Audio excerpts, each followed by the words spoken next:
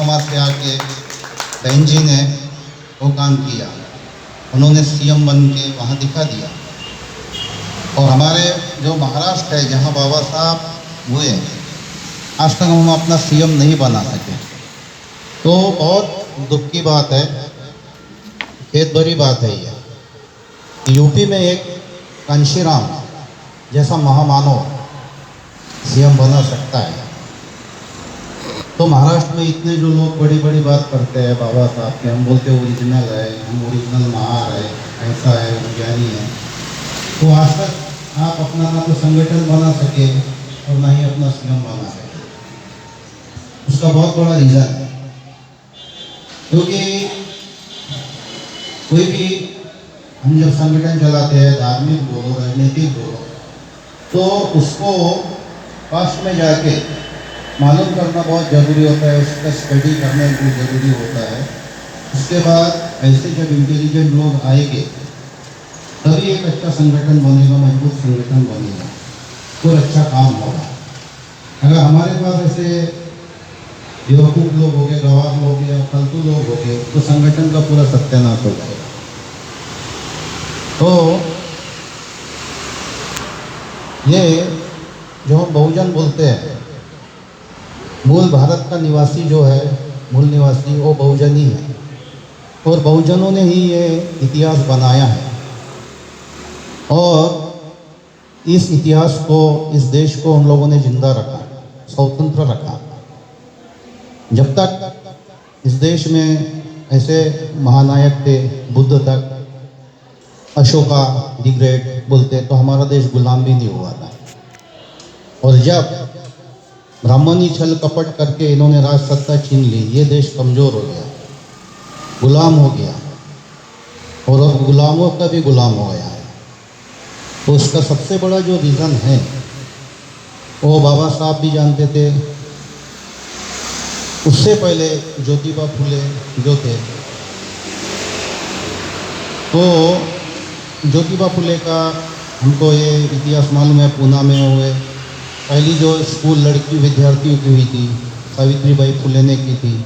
उनको बहुत बड़ा संघर्ष करना पड़ा था, क्योंकि मैंने केबीसी में देखता हूँ अमिताभ बच्चन के क्वेश्चंस में, जब वो क्वेश्चन पूछा था उसने, book written by Jyotiba Phule, Gulamgiri dedicated to home, तो बहुत से लोगों को मालूम नहीं था, शायद दोज बैकवर्ड पीपल्स, और वो मुसलमान का लड़का, उसने भी रॉन्ग आंसर बोला। Good peoples of USA, United States of America में कालों को गोरे मारते थे, तो उनको चेताने के लिए वहाँ क्रांति होनी चाहिए। उसके लिए इस इंडिया का आदमी था ज्योतिबा, महात्मा ज्योतिबा फुले, जिसने यह बुक लिखी थी अमेरिका के लोगों के लिए। हम बोलते हैं अमेरिका महाशक्ति है, साइंटिस्ट है, वैसा है, लेकिन सोचने वाली बात है, अमेरिका के लिए बुक लिखता है, वो आदमी कितना विद्वान होगा, कितना ब्रिलियंट होगा। और यहाँ पे जितने भी दलित या बहुजन ने महान मानव या महाज्ञानी लोग हो गए आज तक, और उन्होंने जो जो किया, कभी मनुवादी लोगों ने और मीडिया ने उनका प्रचार नहीं होने दिया, हमेशा उसे दबाया गया है। अंग्रेज़ों के ज़माने में बहुत सारे क्रांतिकारी हुए, उसमें एक बिरसा मुंडा हुआ, कभी बिरसा मुंडे का इतिहास लोगों के सामने नहीं आने दिया। ये इतिहास किसकी वजह? बहुजन समाज पार्टी। जब बहुजन समाज पार्टी आई, उसके बाद ही जितने भी दलित बैकवर्ड समाज में नेता हो गए, संत हो गए, उनका इतिहास सामने आया। रोहिदास संत, या हम लोग देखते हैं रामायण महाभारत हो गया, उसमें जितने भी बैकवर्ड लोग थे, शंभुक ऋषि वगैरह, इनका सब इतिहास दबाया गया था, और झूठा इतिहास जो लिखा था ब्राह्मण लोगों ने लिखा था। उसकी छटनी जो की थी डॉक्टर बाबा साहब अम्बेडकर ने की थी। तो फुले इतने विद्वान आदमी थे, सावित्रीबाई फुले, और दोनों कंधा से कंधा लगा के चले। उन्होंने संघर्ष किया, बहुत संघर्ष किया, तब कहीं जाके यहाँ पे जो भी दलित बैकवर्ड लोग थे या जो लड़कियाँ होती है उनको पढ़ने के अधिकार मिले। और यहाँ सरस्वती का पूजन होता है, विद्या की देवी बोल के। वास्तविक विद्या की देवी जो सावित्रीबाई फुले, और उसे दबा दिया गया। ये अंधविश्वास फैला दिया गया। तो ये ब्राह्मणी पॉलिसी है। और कांशीराम जी भी वही बोलते थे कि सबसे बड़ा जो जहर है, पॉइजन है, वो है ब्राह्मणिज्म, और इसको ही पहले ख़त्म करना पड़ेगा। तो फुले आए, सावित्रीबाई फुले, इन्होंने बड़ा संघर्ष किया। शाहू महाराज आए, जिन्हें हम आरक्षण का जनक कहते हैं। ये भी किसी को मालूम नहीं था, सब बीएसपी के ही थ्रू ये लोगों को मालूम हुआ। और आप लोगों को मालूम है, जो अभी इन्होंने बताया बाम से PS4 आज इसमें काम कर रहे कुछ लोग, जैसे वामन वैष्णव वगैरह चल रहा उनका काम, तो सब लोग ये यहीं से सीखे हुए। उसके पहले खापरडे जो थे, आप लोगों को मालूम होगा, और फिर कांशीराम जी ने ये बीड़ा उठाया, क्योंकि बाबा साहब के इसमें जो मिशन को चलाना था, गति देनी थी, वो काम सिर्फ कांशीराम जी ने ही किया, मुझे ऐसा लगता है। मैं नागपुर का रहने वाला हूँ, मेरे को सब मालूम है। कांशीराम जी का खाना भी होता था, मेरे मौसी के मेंढे करके आते थे। और एक बिल्डर भी है दरवटे, नागपुर में ही, जरीपटका में, बहुत बड़ा फैन है। उनकी वजह से आज वो बहुत आगे निकल गया है। उसके यहाँ भी आते थे कांशीराम जी। मेरे गुरु जो है आर्य नागार्जुन बनते सुरई ससाई, जब उन्होंने महाबोधि महावीर मुक्ति आंदोलन किया तो कोई नेता सामने नहीं, जोगिंदर कवाड़े नहीं, रामदास आठवले नहीं, कोई नेता नहीं। DP सिंह आए, बैठे, बाद में कांशीराम जी आए। गुरु जी को उन्होंने क्या कहा, ये जो आपके जैसे बनते लोग हैं, ये इस तरह का आंदोलन करते हैं, वजह क्या है? एक ही है कि पॉलिटिकल पावर हमारे हाथ में नहीं है। बंदे जी, अगर पॉलिटिकल पावर मेरे हाथ में आ गया ना, तो आपको ये करने की कोई जरूरत ही नहीं पड़ेगी, मैं एक झटके में काम कर दूंगा। ये शब्द थे कांशीराम जी के। और हमारे गुरुजी बोलते थे बनते सुरई ससाई, उनका आवाज़ तो बिल्कुल जबरदस्त, कांशीराम मेरे को सच्ची बनते लगता है। और सही बात बोली थी उन्होंने, चीवर नहीं पहना था, लेकिन जो त्याग होता है, बनते भी क्या त्याग करेगा, वो त्याग था। उनके फैन, आप लोगों को मालूम होगा, नाना पालकी वाला, जब कांशीराम जी गए तो उनसे सुनकर इतने प्रभावित हो गए, उन्होंने कहा कांशीराम जी आज खाना भी यहीं खाइए और यहीं रुकिए। उन्होंने अपना गाउन पहना पालकी वाला ने, और अपने बेड पे सोने जा रहे, कांशीराम जी बनियान पे, वो देख रहे, कह रहे आपका गाउन किधर है? यही मेरा गाउन है, आपका बिस्तर, ये मेरी चटाई। और वो सब देख के वो बहुत प्रभावित हो गए। और पालकी वाला ये, उन्होंने उनके साथ बहुत काम किया था। नागपुर में भी बहुत से कार्यकर्ता लोग थे जो देखते थे उनको साइकिल से घूम रहे हैं साहब। हाँ, एक बार एक कार्यकर्ता देख रहा है, ये बोलता फटा बनियान अंडरवेयर किसका फेंक दूँ। कांशीराम जी बोलते ये क्या कर रहे हो? मैं फेंक रहा हूँ। अरे भाई ये मेरा है। उसको बहुत बुरा लगा, उन्होंने जाके नया ला के दिया, यानी अपने खुद के सुख को छोड़ दिया।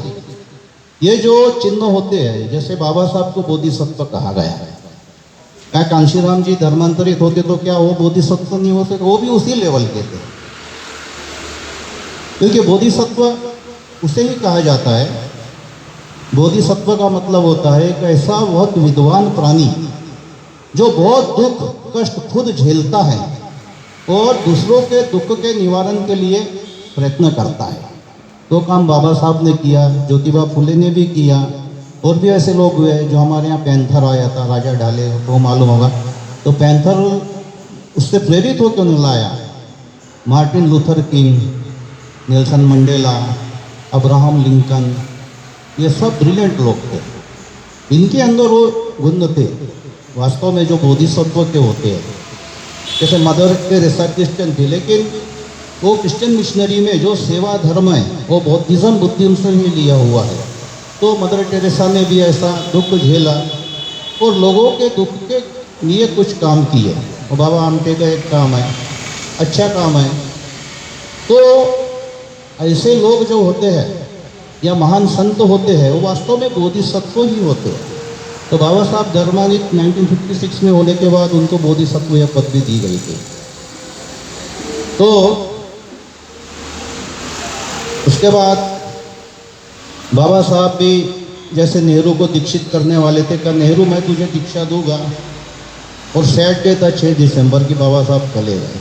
अब वो कैसे गए, क्या गए, ये बहुत बड़ी बात है, क्योंकि यहाँ को मनुवादी पॉलिसी जो है, ब्राह्मणवादी पॉलिसी है। कोई भी विद्वान आदमी होगा यहाँ पे दलित कम्युनिटी से, वो उसको आगे आने नहीं देंगे, उसका छल कपट करेंगे ही। बाबा साहब के साथ भी धोखा हुआ, कांशीराम जी के साथ भी धोखा हुआ, मुझे ऐसा लगता है। घबरा गए थे ये आदमी 2006 में धर्मांतर कर सकता है, और धर्मांतर हो गया तो क्या होगा। उनके साथ भी धोखा हुआ और कांशीराम जी चले गए। बाद में ऐसा होता है, फालतू लोग, स्वार्थी, लोभी लालची लोग कुछ आके उस पार्टी का सत्यानाश कर डालते हैं।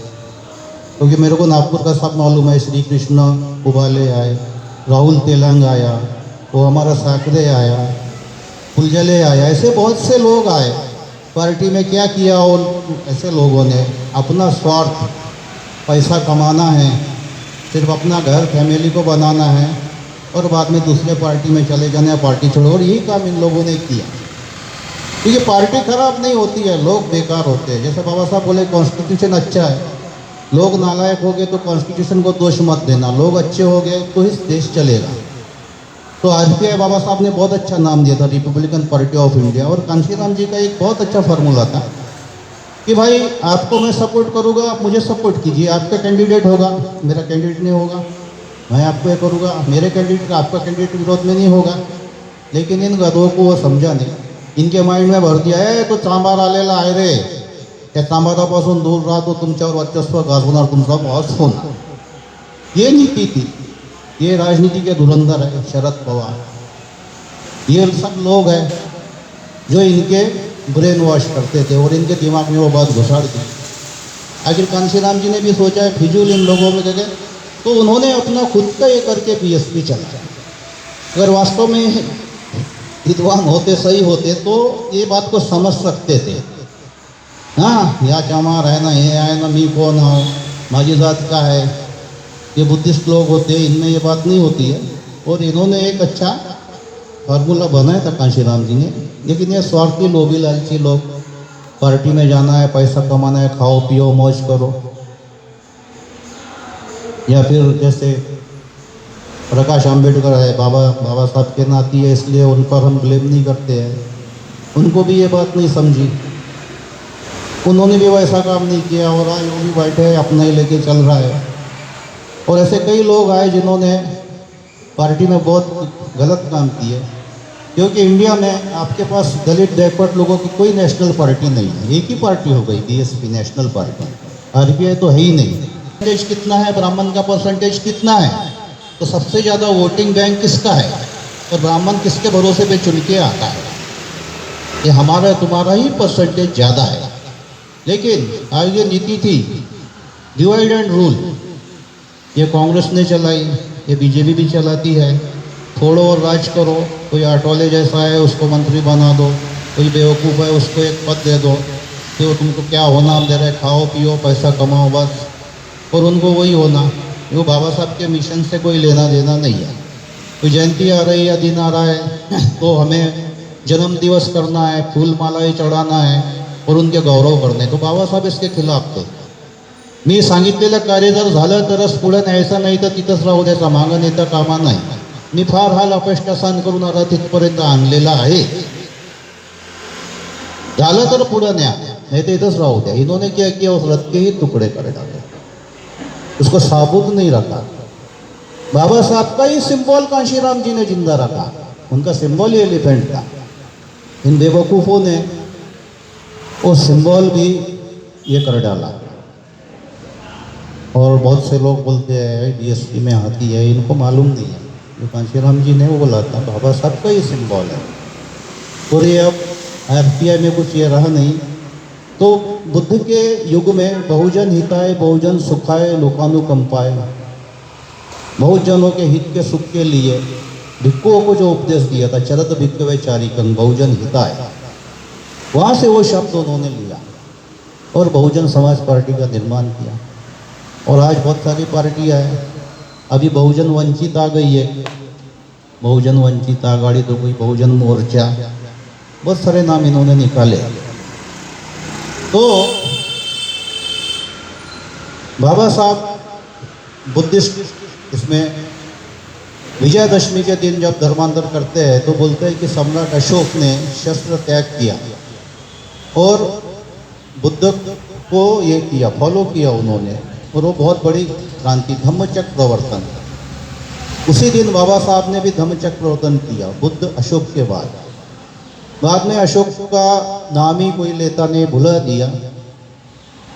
जब कांशीराम जी आए तो उन्होंने कहा मुझे सम्राट अशोक का भारत बनाना है, ताकि कोई ऐसा नेता नहीं है जिसने कहा हो कि मुझे सम्राट अशोक का भारत बनाना है। हाँ, शिवाजी का बहुत ये करते हैं यहाँ पे, अब उनको शिवाजी समझ गया है, लेकिन अशोक नहीं समझा, जो बुद्धिस्ट राजे सबसे ग्रेट, अशोकादि ग्रेट। तो ये वजह है कि ये आदमी सम्राट अशोक का नाम लेता है, ये आदमी खतरनाक है। इस देश में वो बोलता है सम्राट अशोक का भारत लाना है, यानी बुद्ध को लाना है, इसलिए ये आदमी आगे नहीं जाना चाहिए, इस आदमी को स्पॉइल करो। और ये धोखा ईमानदार आदमी के साथ होता है। कांशीराम जी ईमानदार थे, नेक थे, ऑफिसर होने के बाद भी उन्होंने खुद के लिए कुछ नहीं कमाया, लेकिन ऐसा है किसी की कुर्बानी व्यर्थ जाती नहीं है। ये 100,000 लोग किसी काम के नहीं, एक ही शेर आता है और अकेला शेर ही काफ़ी होता है और सब कुछ वो कर डालता है, और कुर्बानी तो देनी पड़ेगी। कांशीराम जी का शब्द है, सिखों ने बरसों तक कुर्बानियाँ दी और इसलिए आज सिख लोग जो है एक मजबूत कौम है, वो किसी की मोहताज नहीं है। तो कुर्बानी देनी पड़ेगी, और जब तक आप कुर्बानी देंगे नहीं तो आप कुछ नहीं कर सकते। जो मरने को डरेगा उसने मिशन में काम नहीं करना चाहिए, जिसे सिर्फ पैसा कमाना है उसने भी मिशन में नहीं काम करना चाहिए। कि बाबा साहब जब महाड़ में गए तो पहला आदमी था रामाबाई की मांग को पोष डाला था, मेरी गारंटी नहीं मैं जिंदा वापस आऊँगा या नहीं। तो बाबा साहब मरने को नहीं डरते थे, ना तो शस्त्र थे ना औजार थे उनके पास, और वैसे लोग थे। लेकिन आज हमको ऐसे लोग ने पढ़े लिखे तो है लेकिन कोई काम के नहीं है। हाँ, धोखा कर रहा है ऐसे लोग। तो अगर इसको बहुत इस समय कठिन काम हो गया है, बहुत बड़ी फूट पड़ गई है पार्टी में, मजबूत बनाना है, तो जितने भी बेकार हैं बोलते सड़े कांदे, इनको पहले निकल के बाहर फेंकना पड़ेगा। और कैडर होता है, कैडर होना चाहिए, और उसमें सबका टेस्टिंग होना चाहिए। जो भी गलत करता है या बाहर भेजगा, हर कार्यकर्ता पर वॉच होनी चाहिए, और ऐसे लोगों को तुरंत पार्टी के बाहर कर देना चाहिए। और जब अच्छे लोग आएंगे, ईमानदार, विद्वान, मेहनत करेंगे, काम करेंगे, तो लोगों में विश्वास जागेगा कि बीएसपी में अच्छा हो रहा है। क्योंकि बीएसपी को इसमें सत्यानाश करने के लिए बहुत सारे लोग हैं बेकार आ गए। आपको मालूम है आरएसएस वाले क्या करते हैं? यही नहीं, भिक्खू संघ में भी वो चल रहा है। आरएसएस के लोगों ने भिक्खू बन के आज तक जो किया और कर रहे हैं कि भिक्खू लॉबी को बदनाम कर दिया। बौद्ध गया में बम विस्फोट हो गया तो चीवर पहन के, और ऐसे बहुत सारे चीवरधारी है जो आरएसएस के हैं, और यहाँ आके लोगों को गुमराह करके उल्टा सीधा प्रचार करते हैं। तो ऐसे लोगों को पहचानना पड़ेगा, उनको बाहर करना पड़ेगा। और दूसरी बात, हमारे पास होता है फाइनेंस प्रॉब्लम, सबसे बड़ा प्रॉब्लम है। जो कांशीराम जी बोलते थे नोटों के हार पहनाओ, फूलों के हार सूख जाते हैं, क्योंकि उनको पार्टी चलानी थी। एक एक कर्मचारी अपने पेमेंट से, पगार से पैसा देता था। अब ये इसमें जो चल रहा बाउंडशिप में भी वो वैसा ही हो रहा है। तो इसके लिए लोग आगे आते नहीं हैं। लोगों ने पहले फाइनेंस जो होता है वो हेल्प करना बहुत ज़रूरी है, और करना चाहिए उन्होंने, तभी पार्टी काम करेगी, नहीं तो पार्टी काम नहीं कर सकती है। क्योंकि हमारे जितने भी संगठन हैं उसमें यही प्रॉब्लम है, फाइनेंस प्रॉब्लम। बौद्ध विहारों में देखो, लोग शराब पिएंगे, मटन खाएंगे, सब करेंगे, धार्मिक काम में वो लोग कोई हेल्प नहीं करेंगे, वहाँ वो डोनेट नहीं करेंगे। और इनमें ऐसा होता है, 2 नंबर का काम करने वाला आदमी है, अंडरवर्ल्ड के लोग हैं, इन लोगों के पास वो सब पैसा वहाँ उन लोगों को देते हैं, पार्टी को देते हैं। मोदी की पार्टी हो, किसी की पार्टी हो, मंदिरों में जो पैसा जाता है, शिरडी वगैरह, कहाँ से? सब 2 नंबर का पैसा, उनके पास वैसे लोग हैं, हमारे पास वैसे लोग नहीं हैं। और है भी कुछ लोग वो जो भी करते हो गए, या 2 नंबर का भी काम करते होंगे, तो समाज और धर्म से उनको कोई लेना देना नहीं है। वो उलझा जाते हैं दूसरों के पास में, इनसे हमारा फ़ायदा होता है, आने दो मेरे तरफ आने दो। तो